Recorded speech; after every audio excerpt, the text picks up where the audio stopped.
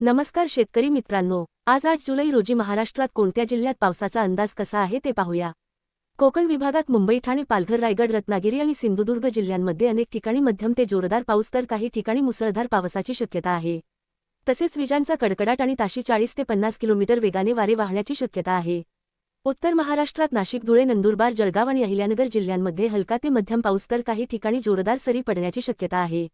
मध्य महाराष्ट्रात पुणे, सातारा, सांगली, कोल्हापूर आणि सोलापूर जिल्ह्यांमध्ये हलका ते मध्यम पाऊस पडण्याचा अंदाज असून घाट परिसरात काही ठिकाणी जोरदार पावसाचा इशारा आहे। मराठवाड्यात छत्रपती संभाजीनगर, जालना, बीड, धाराशिव, लातूर, नांदेड, परभणी आणि हिंगोली जिल्ह्यांमध्ये हलका ते मध्यम पाऊस तर काही भागात मेघगर्जनेसह जोरदार सरी पडू शकतात। विदर्भात नागपूर, वर्धा, भंडारा, गोंदिया, चंद्रपूर, गडचिरोली, अमरावती, अकोला, बुलढाणा, वाशिम आणि यवतमाळ जिल्ह्यांमध्ये अनेक ठिकाणी मध्यम पाऊस तर काही भागात जोरदार पाऊस, विजांचा कडकडाट आणि ताशी 40 ते 50 किलोमीटर वेगाने वारे वाहण्याची शक्यता आहे।